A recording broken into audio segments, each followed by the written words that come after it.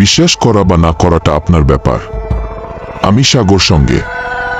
ঘড়িতে সময় রাত ১টা বেজে ৫-৯ আজকের ঘটনাটি ঘটেছে বরিশাল বিভাগের এক প্রত্যন্ত গ্রামে, নাম কামারডাঙ্গা। গল্পটি আমাদের কাছে পাঠিয়েছেন এখানকারই এক বাসিন্দা আরিফ হোসেন।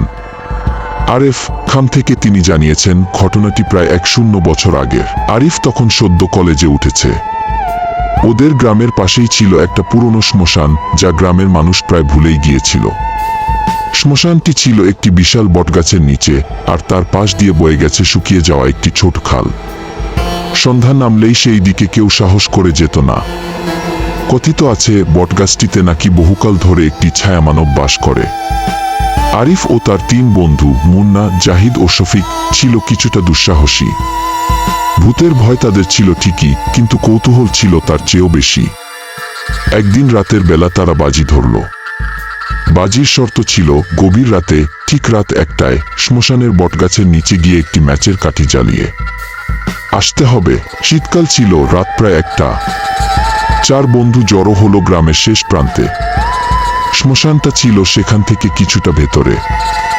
ঘুটঘুটে অন্ধকার, চারদিকে ঝিনি পোকার একঘেয়ে শব্দ। মুন্না ভয় পেয়ে আগেই পিছু হটল। বাকি ৩ জন আরিফ, জাহিদ আর শফিক সাহস করে এগিয়ে চলল। শ্মশানের কাছাকাছি আসতেই একটা চাপা ভেজা গন্ধ নাকে এলো। বটগাছটা দূর থেকেও যেন একটা বিশাল কালো দৈত্যের মতো দাঁড়িয়ে আছে। গাছের দিকে তাকাতেই আরিফ দেখল ওটার একটা মোটা ডালে একটা দোলনা দুলছে। কিন্তু দোলনায় কেউ নেই, অথচ দোলনাটা ধীরে ধীরে ডানে বামে দুলছে। একটা বাতাসও নেই যে বলবে হাওয়ায় দুলছে। জাহিদ ফিসফিস করে বলল, রাসেল ভাই, বিশ্বাস করেন, আমাদের গা শিরশির করে উঠল। মনে হলো বাতাসের থেকেও ভারী কিছু একটা দোলনাটাকে নাড়াচ্ছে। সাহস করে আরিফই এগিয়ে গেল। বটগাছের একেবারে কাছে গিয়ে সে পকেট থেকে ম্যাচের কাঠি বের করল। প্রথম কাঠিটা ঘষতেই চট করে আলো জ্বলে উঠল। সেই ক্ষণিকের আলোয় সে যা দেখল, আরিফ দেখতে পেল বটগাছের গুড়িতে, ঠিক তার চোখের সামনে, একটা বিশাল কালো অবয়ব। অবয়বটার কোনো স্পষ্ট আকার নেই, কিন্তু মনে হলো যেন জমাট বাঁধা অন্ধকার। আর তার সবচেয়ে ভয়ঙ্কর যেটা মনে হলো, সেটা হলো সেই অবয়বের ভেতরের দিক থেকে দুটো লালচে জ্বলন্ত চোখ তাদের দিকে তাকিয়ে আছে। সেকেন্ডের ভগ্নাংশ মাত্র, কিন্তু আরিফ স্পষ্ট অনুভব করল ওটা তাদের দিকে হেসে উঠল। একটা ভেজা শীতল পচা গন্ধ তাদের দিকে ধেয়ে এলো, আর সঙ্গে সঙ্গে গাছের ডাল থেকে একটা ভারী ঠক শব্দ। ম্যাচের কাঠি নিভে গেল।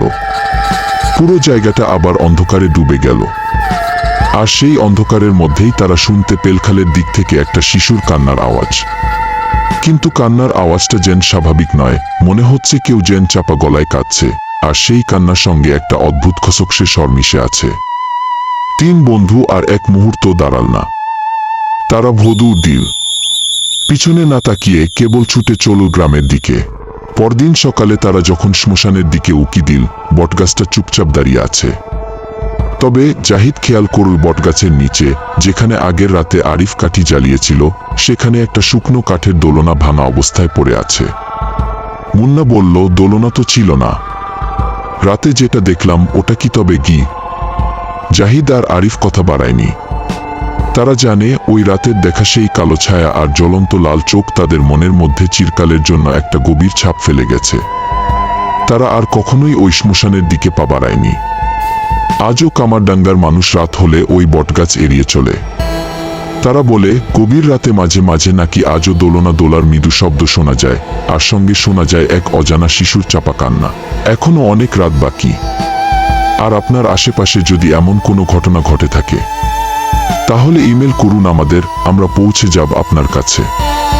বিশ্বাস করা বা না করাটা আপনার ব্যাপার।